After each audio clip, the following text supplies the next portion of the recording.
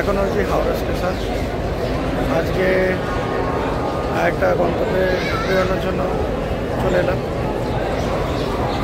আজকে যাচ্ছি মায়েরই একটা মন্দিরে, দেখতে যাবো। আমাদের train 8:55, Kulik express train late করেছে। এখন অলমোস্ট 8:46-48 বাজে। লাইনে দাঁড়িয়ে আছে, এই যে লাইন দেখাচ্ছে,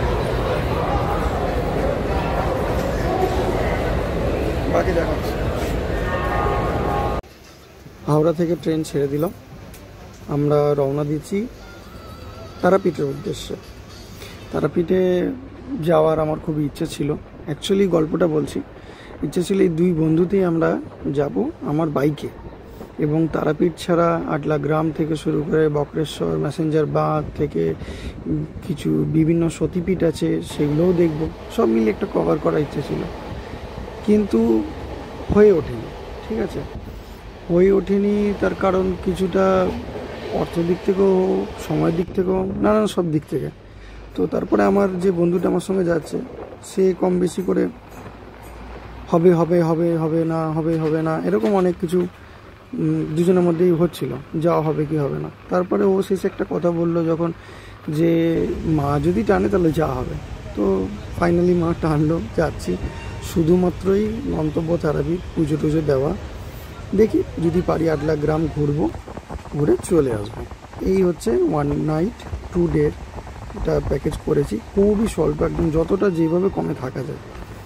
এই হলো আপনার কোপাই নদী, দেখতেই পাচ্ছেন। বোলপুর কিছুক্ষণ বাদেই ঢুকে যাব।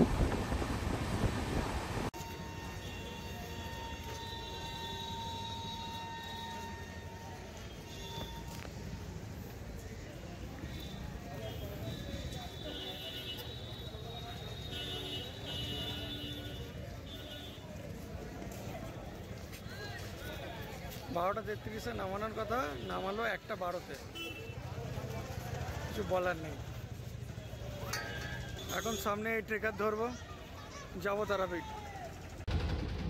ট্রেকারে বসে নতুন ঝামেলা আর কি। একবার বলে ওই ট্রেকারে যাও, দুজন চাই। একবার বলে ওই ট্রেকারে বসো, দুজন চাই। একটা হালকা মতো কথোপকথন হয়ে যায় আর কি। যাই হোক, আগের বারও যে হোটেলে ছিলাম সেই হোটেলেই ইচ্ছা আছে থাকার, কারণ হোটেলে বাজেটটা কম। তো সেটা পাই কিনা দেখি। কালী পুজোর পরেই যাচ্ছি, পেয়ে যাওয়ার কথা। মোটামুটি সব মিলিয়ে রামপুরহাট ঢুকতে ওই আধা ঘন্টা অ্যাপ্রক্স মতো লাগলো। আর দেখা যাক ওই হোটেল পাই কিনা।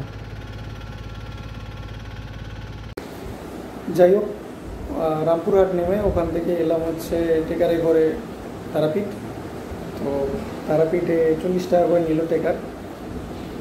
আমি এর আগেও এসেছি, তো জানি ওই দ্বারকানাথের যে রাস্তাটা আছে সেটা দিয়ে সামনে এখানে এসেছি। এখানে এর আগেও থেকেছি। এটা হলো আপনার হোটেল সন্ধি। তো আমরা একদিনই থাকবো, আমি আর আমার একটা বন্ধু এসেছি, আগে দেখতে পাবেন। তো দুজন মিলেই থাকবো। আজকে রাতটা থাকবো, সন্ধ্যাবেলা ঘুরে যাবো।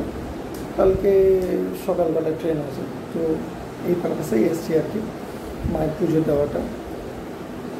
আসলে ইচ্ছে ছিল আরও অনেক বড় কিছু, সেটা হয়ে ওঠেনি আর কি। তো যাই হোক, মা টেনেছে, এটাই বড় ব্যাপার। একটা মানে নতুন ভিডিও আর কি মায়েরই। তো যাই হোক, হোটেলেই এখন রুমে চেক ইন করে বসলাম। এই হোটেলের রেট হচ্ছে আপনার 250 টাকা মাত্র। তো যেহেতু 100 টাকাতে আমরা মানে সেবার সময় থাকতে পারতাম, যেহেতু বাথরুম অ্যাটাচ নেই, ওটার জন্যই জাস্ট মানে এই হোটেলে থাকা আর কি। অত সেবার সময় থাকতাম। যে হোটেলটা একবার ওয়াকারাউন্ডকে দেখিয়ে দিচ্ছি। এই হলো বেড, যথেষ্ট স্পেসিয়াস। এই হলো অ্যাটাচ বাথরুম। এখানে একটা চেয়ার দেওয়া, টেবিল। এই হলো আমি, এই রুম, এই বাথরুমে গেছে আর কি। তো যাই হোক, ফ্রেশ ট্রেশ হয়ে নিয়ে বেরোবো, তারপরে দেখাবো। এই হলো বাইরে থেকে হোটেল। হোটেলে ওই 250 টাকার অনেকগুলো রুম আছে, 600, 650, 1000 টাকাও আছে। এদের অন্য পাশেও হোটেল আছে, এসে দেখতে পারেন।